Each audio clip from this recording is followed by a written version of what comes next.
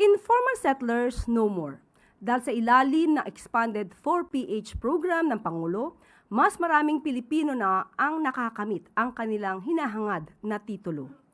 Pangarap lang noon pero realidad na ngayon. Ganito maisalarawan ang magandang bunga ng expanded 4PH program ni Pangulong Ferdinand R. Marcos Jr. para sa mga naging benepisyaryo nito. Kamakailan lang ay mahigit 200 beneficiaries mula sa San Isidro Labrador Homeowners Association at mahigit 800 beneficiaries naman mula sa Sitio Santo Niño sa Antipolo ang nakatanggap ng Transfer Certificates of Title sa ginanap na awarding ceremony sa Social Housing Financing Corporation.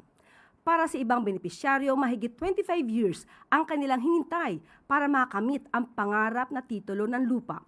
Pero dahil sa mga proyekto ng Department of Human Settlements and Urban Development at sa masigasig na trabaho na isinusulong ni Sekretaryo Jose Ramon Aliling sa ahensya, kasiguraduhan sa pabahay ang bunga ng kanilang matiyagang paghihintay.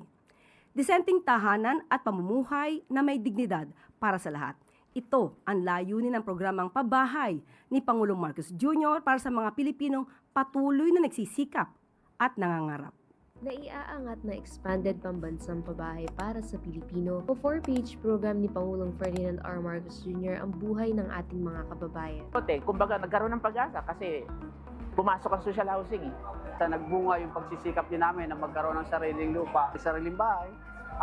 Hindi na kami mangangamba. Na expanded 4PH na mas maraming pamilyang Pilipino pa ang mabigyan ng kasiguraduhan sa mas ligtas, disente at abot-kayang pabahay.